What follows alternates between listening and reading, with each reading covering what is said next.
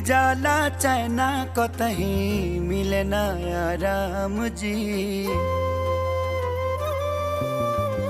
लुट जाला चैना कतहीं मिले ना आराम जी।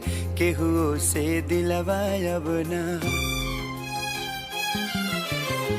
केहू से दिलवा अब ना लागे राम जी। केहू से दिलवा अब ना लागे राम जी।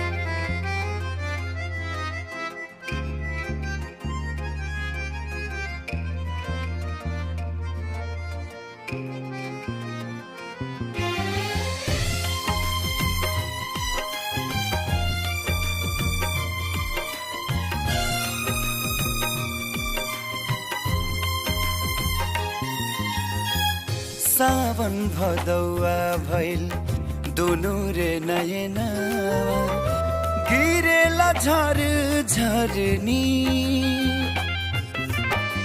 केतना बताई का दिलावा पे बितेला, भइल बिना जान के सरी। रहिया निहारत रोजे बीते सुबह हो शाम जी। रहिया निहारत रोजे बीते सुबह हो शाम जी। केहू से दिलवा अब ना, केहू से दिलवा अब ना लागे राम जी।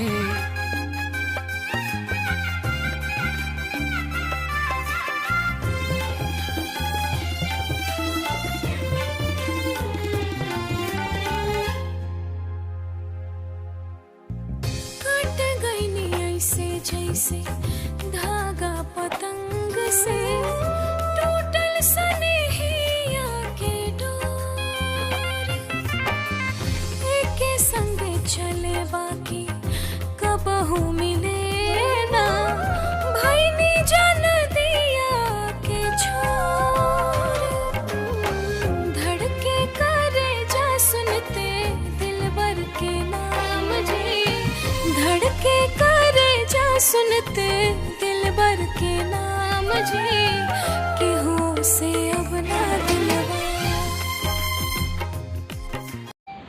वीडियो को लाइक करो, चैनल सब्सक्राइब कर दो।